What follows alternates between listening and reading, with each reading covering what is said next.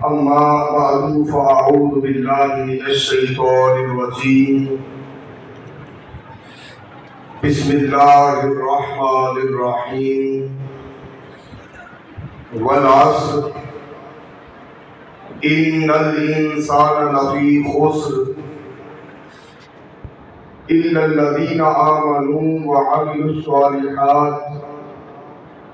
وتواصوا بالحق وتواصوا بالصبر صدق الله مولانا العظيم وصدق رسوله النبي الكريم الأمين الله أكبر الله أكبر لا إله إلا الله والله أكبر الله أكبر ولله الحمد الله أكبر الله أكبر لا إله إلا الله والله أكبر الله أكبر ولله الحمد الله أكبر الله أكبر لا إله إلا الله والله أكبر الله أكبر ولله الحمد درود و سلام والصلاة والسلام عليك يا سيدي يا رسول الله وعلى آلك وأصحابك يا سيدي يا حبيب الله الصلاة والسلام عليك يا سيدي يا نبي الله وعلى آلك وأصحابك يا نور الله الصلاة والسلام عليك يا سيدي يا إمام الأنبياء والمرسلين وعلى آلك وأصحابك یا خاتم المعصومین من الآدمیین بندہ پروردگارم امت احمد نبی دوست دار چار یارم تاب اولاد علی مذہب حنفی دارم ملت حضرت خلیل خاک پائے غوث اعظم زیر سایہ ہر ولی پانی پرن پنہاریاں رنگا رنگ کڑے پانی پرن پنہاریاں رنگا رنگ کڑے پڑھیا اس کا جانیے جس کا توڑ چڑھے حمد و صلات کے بعد نہایت کی بات بول احترام عزتوں کے لائق دوستوں بزرگوں عزیز ازدان بچوں برادران اسلام بحمدہ تعالی و بتوفیقہ آج ماہ رمضان المبارک کے روزوں کے بعد اللہ رب العزت نے اپنے محبوب صلی اللہ علیہ وآلہ وسلم کے امتیوں کو عید الفطر کی صورت میں یہ خوشی کے لمحات عطا فرمائے اللہ رب العزت ہمیں ان خوشی کے لمحات میں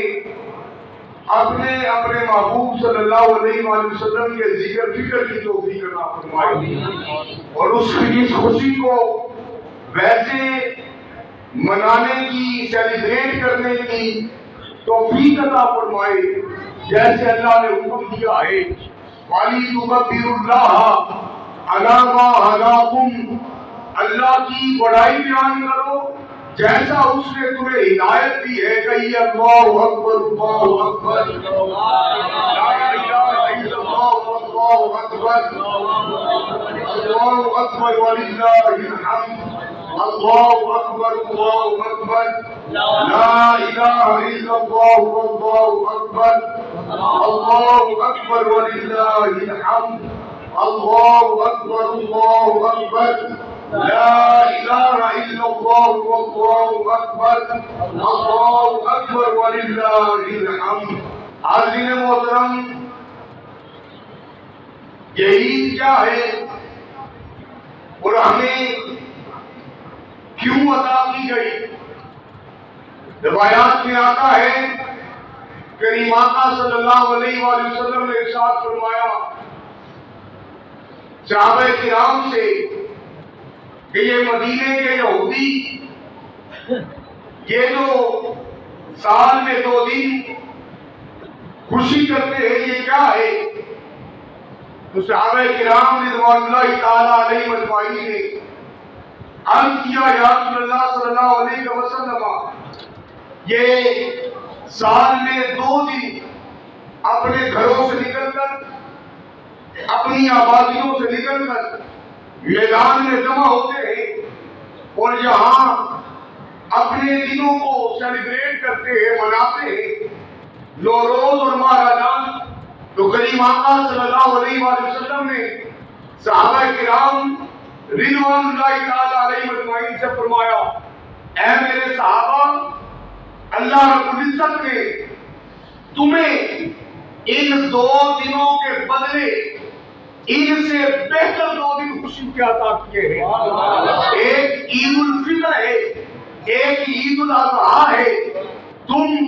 ان کی مشابہت کرتے ہوئے ان 2 دنوں کو سیلیبریٹ نہیں کرو گے جن کو یہ مناتے ہیں، بلکہ جو اللہ نے تمہیں عید کے دن عطا کیے ہیں تم انہیں سیلیبریٹ کرو گے، تم انہیں مناؤ گے۔ حاضرین محترم، رمضان المبارک کا مبارک مہینہ اپنے پورے فیوز و برکات کے ساتھ تشریف لایا،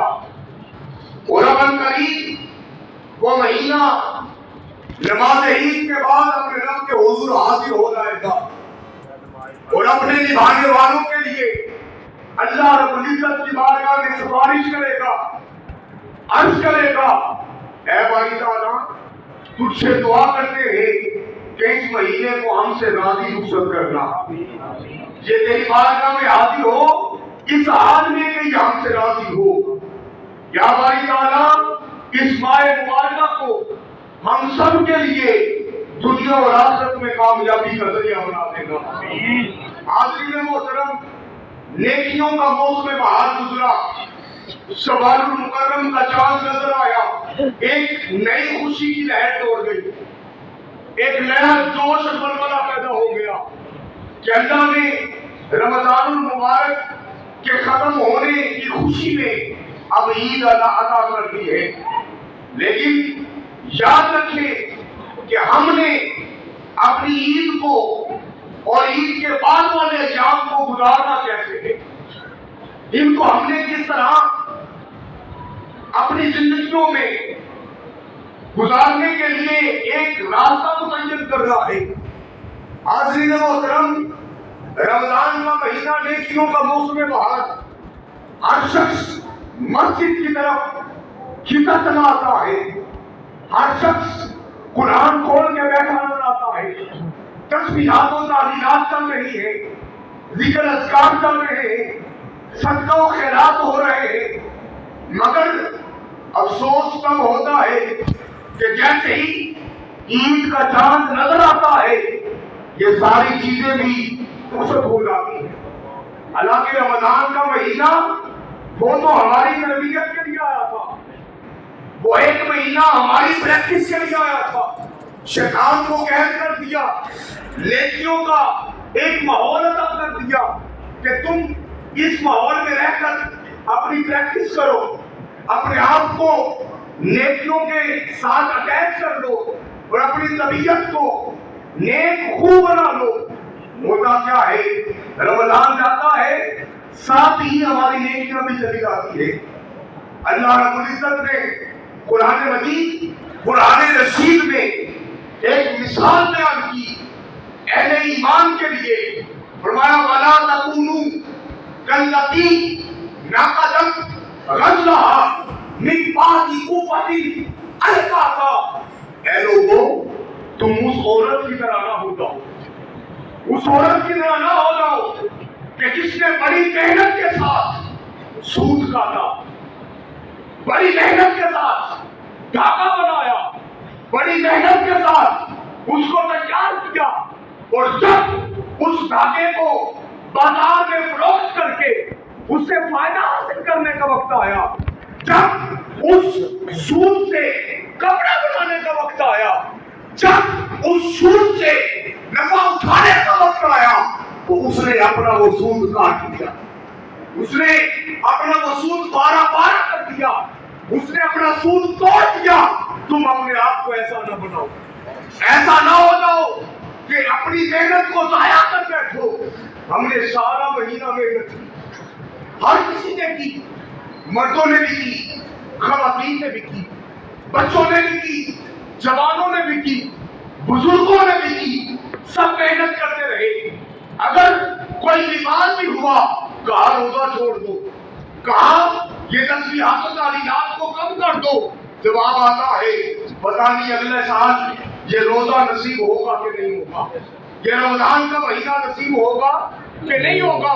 میں آپ سے پوچھتا ہوں, ہم اگلے سال کی بات کرتے ہیں, کیا اگلے سانس کا بھی کسی کو پتا ہے؟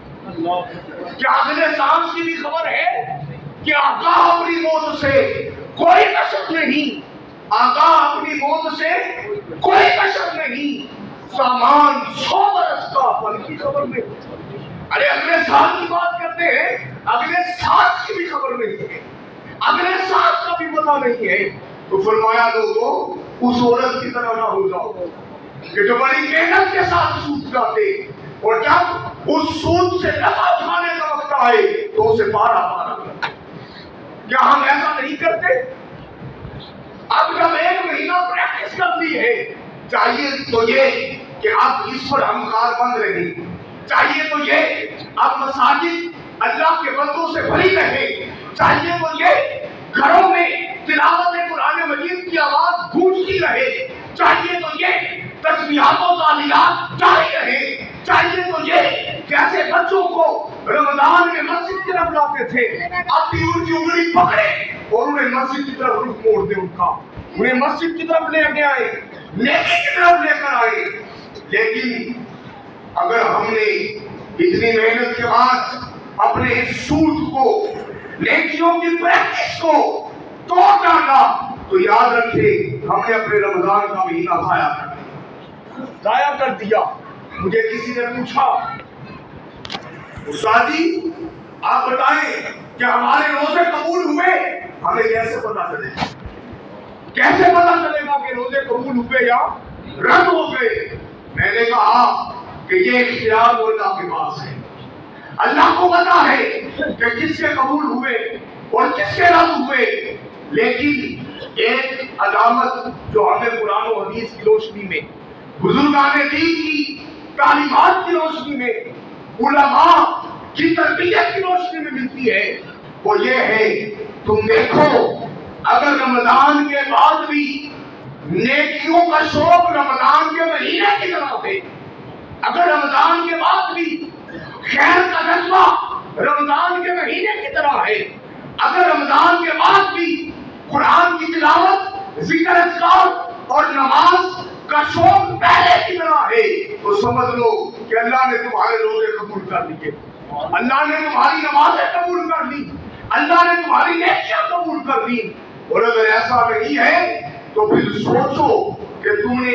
اپنے اس مہینے کو پھر ضائع کیا. ضائع کریم آقا علیہ السلام کی حدیث ہے, آپ صلی اللہ علیہ وسلم نے ارشاد فرمایا بے شک نیکیوں کا اعتبار ان کے خاتمے کے حوالے سے, نیکیوں کا اعتبار ان کے خاتمے کے حوالے سے ہے. یعنی ایک بندہ ساری زندگی میں کیا کرتا رہے اور آخری لمحہ آ کر کوئی ایسا کلمہ منہ سے نکال دے کہ جس کی وجہ سے پکڑ ہو جائے تو اس کی ساری نیکیاں ضائع ہو جائیں, سب کچھ تباہ و برباد ہو جائے گا. اور اگر ساری زندگی گناہوں میں گزری, آخری لمحات میں آ کر اس سے توبہ کر دی, رجوع کر دیا, اس کا خاتمہ اچھا ہو گیا, تو یاد رکھے اس کو اللہ رب العزت نے بخشنے کا ارادہ کر دیا, اللہ نے اس کی بھلائی کا ارادہ کر دیا ہے. اور پھر کوئی یہ نہ سوچے کہ ٹھیک ہے آخری زندگی میں توبہ کر لیں گے. ابھی جیسا کہ میں نے تھوڑی دیر پہلے بتایا, کس کو پتا ہے کہ آخری لمحہ کب آ جائے گا, کب آ جائے گا. جہاں پر تو عالم یہ ہے کہ حضرت فاروق اعظم رضی اللہ تعالیٰ عنہ آپ کی عید کیسے گزرتی ہے, کیسے گزرتی ہے, آہوں میں, سسکیوں میں آنکھیں اشوار ہیں. صاحب زادہ والا شان پوچھتے ہیں ابا جان آج تو عید کا دن ہے, آج تو خوشی کا دن ہے،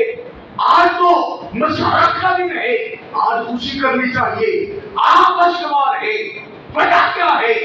آج عید کا دن ہے،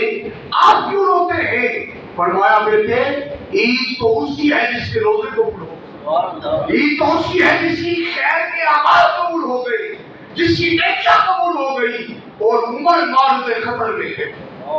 عمر معرض خطر میں ہے، عمر کو نہیں پتا کہ اس کی نیکیاں قبول کی گئی ہے کہ رد کر دی گئی، یہ عالم ہے ان کے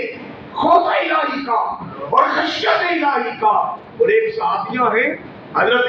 خولہ بنت سالمہ رضی اللہ تعالیٰ عنہا، یہ وہ صحابیہ ہیں کہ جن کے حق میں سورۃ المجادلہ کی ابتدائی آیات نازل ہوئی، جن کے سوال کے جواب میں اللہ نے سورۃ المجادلہ کی ابتدائی آیات نازل کی۔ ایک دن یہ خاتون ہو کر خواتین کے لیے یہ میسج ہے، یہ پیغام ہے، اور اس میسج سے پہلے آپ سب بھی لڑائی کو دیکھیں، ہم دعوین چیک کریں، آپ سب ماں بہنوں کو سلیوٹ کریں، ایسے ہاتھ کریں اپنے، سب سلیوٹ کریں، ان کو کور کریں، ذرا دیکھیں، سب سلیوٹ کریں ماں بہنوں کو جنہوں نے سارے رمضان میں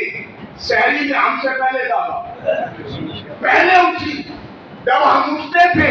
تو مجھے بتائیے سحری تیار ہوتی تھی کہ نہیں ہوتی؟ ہم باہر کام کاج میں رہتے، جب افطاری کے لیے گھر لوٹتے تو ایمان سے بتائیے ہمارے گھر پہنچنے سے پہلے افطاری کا دسترخوان سجا ہوگا نہ نہیں سجا ہوگا؟ اللہ ہماری ماں بہنوں کی خدمت قبول کر لے، اللہ انہیں سجدہ کائنات کی دنیا اور آخرت میں ان کی کنیزوں میں شامل کر دے اور ان کے نقش قدم پر چلا دے، اور اللہ ان کے لیے خیر کے دروازے کھول دے۔ حاضرین محترم، حضرت خولہ بنت سالمہ رضی اللہ تعالیٰ عنہا حضور کی صحابیہ خلافت عمر کے دور میں حضرت عمر سے کہنے لگی، اے عمر ایک وقت تھا تمہیں عمیر کہا جاتا تھا۔ عمیر کہتے ہیں چھوٹے عمر کو، عمیر کسے کہتے ہیں؟ جو بڑا عمر ہے اس عمر کہتے ہیں، جو چھوٹا عمر ہے اسے کیا کہتے ہیں؟ عمیر۔ یعنی جب وہ چھوٹے تھے، جب ان کا بچپن تھا حضرت عمر کا، تو پیار سے بات والدین بھی تو کوئی نیک نیم رکھ لیتے ہیں، کوئی پیار سے بلانے کے لیے نام رکھ دیتے ہیں، تو اسی طرح نام تو عمر تھا لیکن عمیر کہا جاتا ہے چھوٹے عمر، اے چھوٹے عمر۔ تو خولہ بنت سالمہ رضی اللہ تعالیٰ عنہا آپ فرمانے لگی، اے عمر ایک وقت تھا آپ کو عمیر کہا جاتا تھا،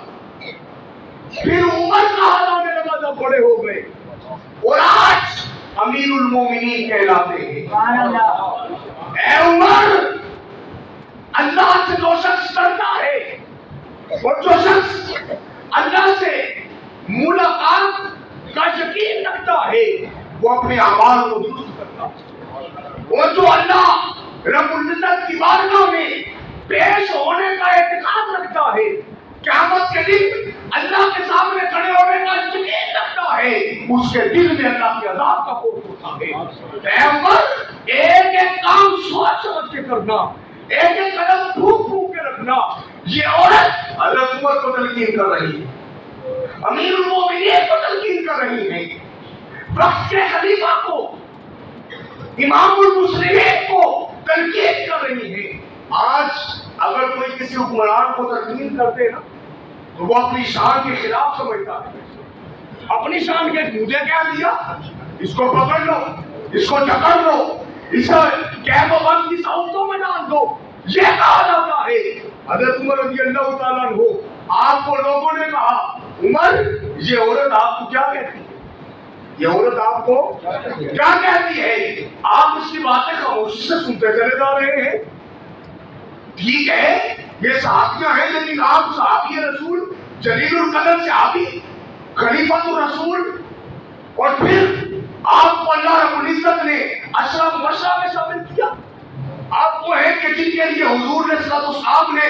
دنیا میں جنت کی بشارتیں دے دی، اور یہ آپ کو تلقین کر رہی ہے۔ حضرت عمر رضی اللہ تعالیٰ عنہ آپ فرماتے ہیں خاموش ہو جاؤ، اس کو کہتے دو، میں اس کی بات کیوں نہ سنوں کہ اس کی بات پر ہی تو اللہ نے قرآن میں اس کی شان میں آیات نازل کر دی۔ جب اللہ اس کی بات سنتا ہے،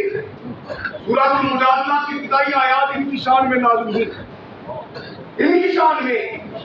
جب ان کے شوہر نے ان کے ساتھ زہار کیا تھا، زہار کیا گیا کہ شرعی اصطلاح ہے، فقہی اصطلاح ہے، زہار کیا تو زمانہ جاہلیت میں زہار کا حکم بڑا سخت تھا۔ زہار کا مطلب ہوتا تھا کہ اگر کوئی شخص اپنی بیوی کو اپنی ماں بہن یا کسی محرم رشتے کے ساتھ تشریح دے دیتا تو وہ شخص جو تشریح دینے والا جو شوہر ہے وہ عورت اس کے لیے بھی حرام ہو جاتی اور ہمیشہ کے لیے وہ کسی کے ساتھ نکاح کرنے کے قابل نہ رہتا۔ یہ زمانے جاہلیت میں زہار کا حکم تھا اور شخص تھا۔ جب حضرت خولہ بنت سالمہ رضی اللہ تعالیٰ عنہا آپ کے شوہر نے زہار کیا تو آپ حضور کی بارگاہ میں آ گئی اور سوال کرنے لگی، عرض کرنے لگی، حضور علیہ السلام سے لاڈ میں بحث کرنے لگی۔ حضور ہم کو دین آ گیا ہے، حضور جاہلیت کا زمانہ گزر چکا ہے، میرے شوہر نے ایسا کہہ دیا تو اب کیا میں اپنے شوہر کے ساتھ رہ نہیں سکتی؟ کیا معاملہ ہے؟ اسلام جو ہے وہ تربیت کرتا ہے، آسانی پیدا کرتا ہے۔ اللہ رب العزت نے آسانی عطا کی، وہ تہار جس کا حکم زمانہ جاہلیت میں سخت تھا، شریعت میں اس کا کفارہ رکھ دیا گیا، کفارہ رکھ دیا، کہا کہ کفارہ دو اور طلاق نہیں ہوئی، طلاق نہیں ہوئی۔ میں آپ کو بتا حضرت عمر رضی اللہ تعالیٰ عنہ نے کیا فرمایا؟ فرمایا میں ان کی بات کیوں نہ سنوں جس کی بات رب جس کی بات رب سنتا ہے۔ ارے جس کی بات سن کر اللہ نے قرآن کی ایک سورت کی ابتدائی آیات نازل کی، ان کی بات کو اتنی توجہ سے سنا جاتا ہے تو اللہ کا وہ نبی جس کی خاطر اللہ نے سارا قرآن نازل کیا، ہمیں ان کی باتوں کو کیسے سننا چاہیے، ان کی باتوں پر کیسے عمل کرنا چاہیے، کیسے ان کی سنتوں کو بنانا چاہیے، کیسے ان کی اتباع کرنی چاہیے، کیسے ان کی محبت سے اپنے سینوں کو منور کرنا چاہیے، مجھے آپ بتائیے کس طرح حضور سے اپنا تعلق قائم کرنا چاہیے کہ جن کے لیے اللہ نے پورا قرآن نازل کر دیا، جن کے سینہ اقدس پر اللہ کا آخری کلام نازل ہوا، مجھے بتائیں ان کے ساتھ ہمارا تعلق کیسے ہونا چاہیے۔ آج کی نشست میں ہمیں اس بات کا مصمم ارادہ کرنا ہے کہ ہم اپنے نبی سے اپنا تعلق استوار کریں، جیسے خوشی منانے کا طریقہ یا غم کرنے کا طریقہ اللہ کے نبی نے بتایا ہم ویسے کریں گے۔ رمضان کا مہینہ بھوکا اور پیاسا رہنا یہ صرف تمہیں ہلکان کرنے کے لیے نہیں ہے، بلکہ اس میں ایک حکمت یہ بھی ہے کہ تمہارے اندر احساس پیدا ہو ان لوگوں کا جو سارا سال بھوک اور پیاس سے گزارتے ہیں۔ اپنے اندر احساس اجاگر کرو کہ ہم نے ایک مہینہ یہ پیاس سے اور بھوک سے گزارا، شام کے وقت پیٹ میں درد اٹھ جاتا تھا اور طبیعت حیران ہونے لگتی تھی۔ سوچو تو صحیح، جو سارا سال بھوک اور پیاس برداشت کرتے ہیں، فاقوں میں رہتے ہیں، ہمیں ان کے ساتھ کیسا تعلق رکھنا چاہیے، ہمیں ان کے ساتھ کیسا رویہ رکھنا چاہیے، ہمیں ان کے ساتھ کس طرح تعاون کرنا چاہیے۔ حاضرین محترم، یہ رمضان کا مہینہ ہمیں حقداروں کے ساتھ تعاون کرنے کی تلقین کرتا ہے، ترغیب دیتا ہے،